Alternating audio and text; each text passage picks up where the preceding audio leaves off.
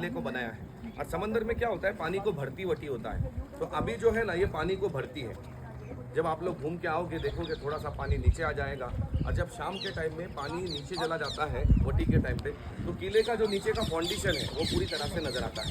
तो समंदर में भरती वटी के हिसाब से किले का काम किया है। जब वटी लगता था तो इन लोगों ने बाहर का काम किया, भरती लगता तो इन लोगों ने अंदर का काम किया। ये किला जो बनाया, ये किला कब बनाया, किसने बनाया, तो किला बनाने वाले का नाम है सिद्दी जोहर। और सिद्दी नाम के ऐसे दो राजा हैं जो अपने हिंदुस्तान के इतिहास में हिंदुस्तान से आकर चले गए।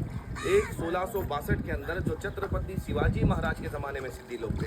अब वो सिद्दी कौन से थे, वो मुगल खानदान से थे जो पनालगढ़ में रहते थे। और ये जंजीरा किला बनाने वाले सिद्दी, ये मुगल सिद्दी नहीं थे, ये अफ्रीकन सिद्दी थे जो अफ्रीका देश से हमारे हिंदुस्तान में व्यापार करने आते थे। जो नेग्रो होते ना, काले लोग, और ये अफ्रीकन लोग पानी के रास्ते से अपने हिंदुस्तान में कोकन में व्यापार करते थे। व्यापार क्या करते थे, गरम मसाले का, लौंग, इलायची, दालचीनी। ये गरम मसाला यहाँ पर कोकन एरिया में लोगों को देकर इन लोगों से चावल, धान, दाल जमा करके चले जाते थे, क्योंकि वो ज़माने में पैसा नहीं चलता था। एक सामान दो, दूसरा सामान लो, बाटर सिस्टम। सिद्दी लोगों में एक आदत थी कि वापसी में जाते समय ये लोग अपनी नाव लेके ये खड़क पे आके रुकते थे। यहाँ पे क्यों रुकते थे खड़क पे? किला बनने से पहले खड़क के ऊपर में कुछ लोग रहते थे जो मच्छी मारते थे, फिशिंग का काम, कोली समाज के लोग थे, जिनका एक मुखिया था जिसका नाम था राजाराम पाटिल। अब सिद्दी और राजाराम पाटिल की दोस्ती यारी हो गई। और वो ज़माना कैसे था, बादशाहों का ज़माना था। वो ज़माने में कोई गवर्नमेंट नहीं थी, राजाओं की हुकूमत थी। अगर कोई ताकतवर राजा है जिसके पास सेना ज़्यादा है, तो वो लोग क्या करते थे, कमज़ोर पे हमला करके वहाँ पे अपनी हुकूमत जमाते थे। तो इन लोगों ने क्या किया, इस डर की वजह से कि हम पे कोई हमला ना करे, अपनी सेफ्टी के लिए इस खड़क के ऊपर में किले का काम शुरू किया, जिसका तारीख है 1118। अब 1118 बोलेंगे, आज से 950 साल पहले की बात है। 1118 में काम शुरू किया और 1140 में किले को बना के तैयार कर दिया। 22 साल लगे किला बनाने में। अब इतना बड़ा किला बनाया, किले का नाम क्या रखा, आप लोग आ गए मुरुड जंजीरा बोल के। तो मुरुड जो है ना, यहाँ से आप लोग गाड़ी लेके आ गए, मुरुड सिटी शहर का नाम है, और किले का नाम जंजीरा। ये जंजीरे के नाम से किले को हर कोई जानता है, जंजीरे के नाम से किला फेमस हो गया। और जंजीरा नाम जो है, ये हमने तुमने लोगों ने इसका नाम जंजीरा रख दिया, नहीं तो जंजीरे का किसी भी लैंग्वेज में कोई अर्थ, कोई मीनिंग नहीं होता है। इसका सही नाम क्या है, तो वो है जल जजीरा। अब जल किसको कहते हैं, पानी को, और जजीरा समंदर के बीच में जो टापू खरक जिसको कहते हैं ना हम लोग, इसी को अरबी जबान के अंदर जजीरा कहते हैं। तो किले का सही नाम है जल जजीरा। लोगों ने बोल बोल के अब इसको जंजीरा बना दिया। अभी मैं आपको अंदर के पॉइंट के बारे में समझा रहा हूँ। मेन गेट तो आप लोगों ने देखे होंगे, और बाहर से मैंने आपको ये भी बताया कि तो देखो गेट के साइड में राइट में ऊपर नजर आता है। तो अंदर जाके सबसे पहले आपको कलाल बांगरी तोफ की देखनी है। अब कलाल बांगरी तोफ अंदर जाके राइट मारोगे, जब राइट मारोगे तो तोफ के सामने ऊपर चढ़ने सीढ़ियाँ मिलेगी अंदर साइड में। मैं आपको बताऊंगा अंदर आके, सीढ़ियों से ऊपर चढ़ना, तोफ के सामने आके खड़े हो जाओगे। तोफ का वजन मैंने बताया आपको 22 टन, 22,000 किलो। अब सोचने की बात यह है कि वो ज़माने में कोई वेट उठाने वाला मशीन नहीं था, आज से 1000 साल पहले। तो इन लोगों ने तोफ को बना के ला के नहीं रखा, किले के अंदर बनाया। कैसे बनाया, इसको जो नाम दिया ना कलाल बांगरी, कलाल जैसे मराठी ज़बान के अंदर एक बड़ी आवाज़ बोलते हैं ना, ऊंची आवाज़, कलाल जिसको कहते हैं, और बांगरी जैसा लेडीज़ लोग हाथ में रिंग पहनते हैं। किले के अंदर बांगरी के पीस को लाया और बांगरी को आपस में ज्वाइन करके तोफ को बनाया है। बांगरी का डिज़ाइन आपको तोफ को देख के नजर आएगा कि बांगरी ज्वाइन किया है। लेकिन ज्वाइन कैसे किया, वो ज़माने में गैस वेल्डिंग मशीन नहीं था। तो पेंसिल के आगे जो पॉइंट होता है ना, सीसा बोलते हैं जिसको, ग्रेफाइट, ये सीसा पिघला के बांगरियों के बीच में डाला है। बनाने वाले ने एक खास बात रखा है। अभी मौसम थोड़ा अलग है ये टाइम में, नहीं तो अगर हम लोग धूप के नीचे, सब जानते हैं धूप में अगर बैठ गए 10-15 मिनट तो क्या होता है, थोड़ी देर में धूप के अंदर बैठने के बाद सर गर्म, पसीना होता है। लेकिन तोफ जो है ना, वो 12 घंटा धूप के नीचे रहता है। अभी आप लोग मॉर्निंग टाइम में आए हैं, नहीं तो अगर उसको दोपहर में भी हाथ लगा के देखोगे ना आप लोग, तो आपको ठंडा ही लगेगा, क्योंकि बनाने वाले ने पंच धातु का वापर किया है तोफ के अंदर में। वो पंच धातु कौन सा है, तांबा, पीतल, लोहा, सीसा और चांदी। अब पंच धातु में बनाने का कारण क्या था, तोफ जब गोला फायर करता है तो वो गर्म हो जाता है। अगर ज़्यादा गर्म होगा और सेम टाइम पे दूसरा गोला फायर करेंगे तो तोफ फटने के चांस होंगे। इसीलिए पंचधात में बनाया कि वो ज़्यादा गर्म ना हो, दूसरे गोले के लिए ठंडा ही रहे। अब वो तोप देख के क्या करना है, ऊपर से चलते हुए राइट में आगे बढ़ना है। ये जो आपको सर्कल नजर आते हैं ना किले के साइड में, इसको बुरुज कहते हैं। पूरे किले में ऐसा 22 बुरुज है। तो आप लोग को क्या करना है, फर्स्ट बुरुज इसके गेट के आगे वाला, फर्स्ट बुरुज, सेकेंड, और जो आखिर में नजर आता है ना आपको, थर्ड नंबर, तो थर्ड नंबर बुरुज तक ऊपर से चलते हुए वहाँ तक जाना है। वहाँ से मैं आपको आवाज़ लगाऊंगा, रेवती नाव वाले, वहाँ से नीचे उतरना है। और नीचे उतरते समय आप लोग देखोगे कि आपको मीठे पानी का तालाब दिखाई देगा किले के अंदर उतरते समय। और किले के अंदर मीठे पानी के 2 तालाब है, इतने बड़े 2 तालाब है कि जिस नाव में आप लोग बैठे हैं, फॉर एग्जाम्पल ऐसी नाव को उठा के कभी तालाब में छोड़ दिए तो एक नाव नहीं 4 से 5 नाव ऐसे वाला तालाब के अंदर में आसानी से चला सकता है, घुमा सकता है, इतने बड़े तालाब है। वो मराठी जबान के अंदर एक बोल है, बोलते देव्याची कन्नी नाड़ाला गोड पानी।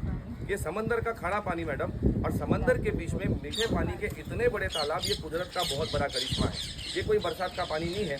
जैसे मैंने आपको बताया कि ये खड़क के ऊपर में किला बनाया, तो किला बनाते समय जब ये लोग खड़क से पत्थर तोड़ रहे थे तो इन लोगों ने क्या किया, खड़क पे एक ही जगह पर जब पत्थर तोड़ते हुए 50 से 60 फीट ज़्यादा खोल में गए पत्थर निकालने, तो इनको नेचुरली मीठे पानी के झरे लग गए। जब इनको पता चल गया कि खड़क के नीचे तो मीठा पानी है, 3 फायदे हो गए इस वक्त कि किले का पत्थर इसी खड़क पे मिल गया, रहने के लिए जगह भी बन गई, और इंसान की सबसे बड़ी ज़रूरत क्या होती है, जहाँ पानी वहाँ बस्ती।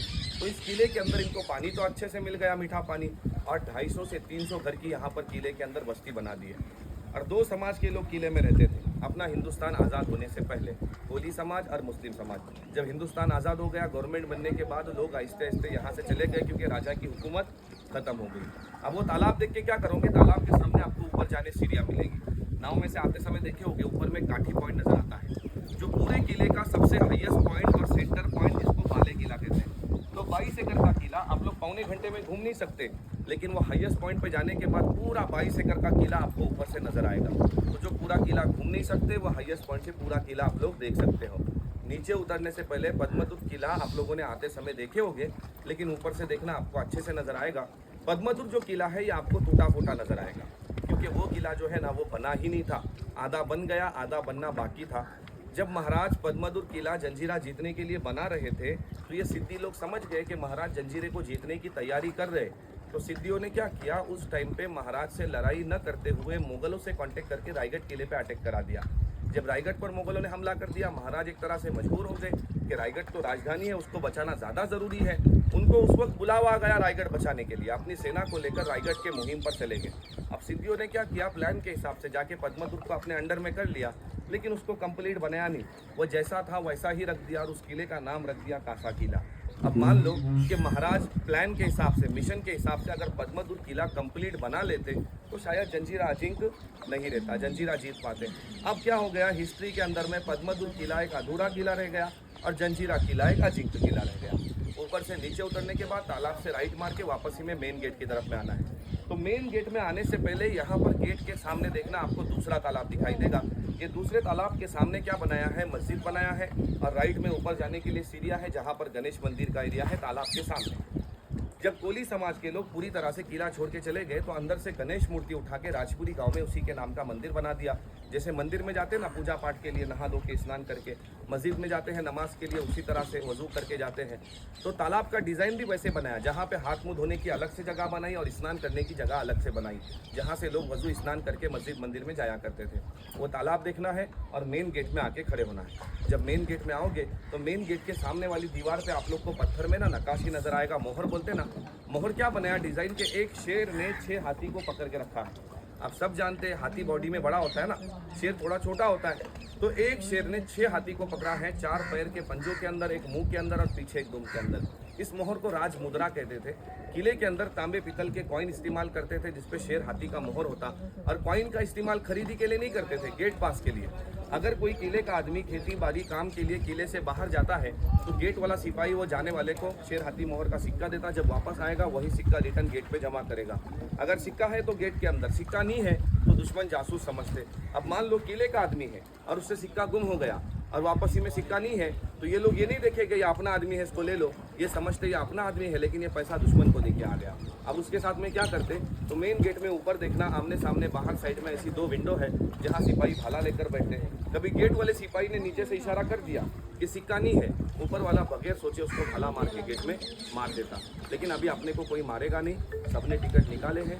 थैंक यू, मेरा मालूमात कंप्लीट हो गया। उतरने के लिए हम लोग जाएंगे, उतरते समय आपको टाइम बताऊंगा, सबों ने वो टाइम का ध्यान में रखना।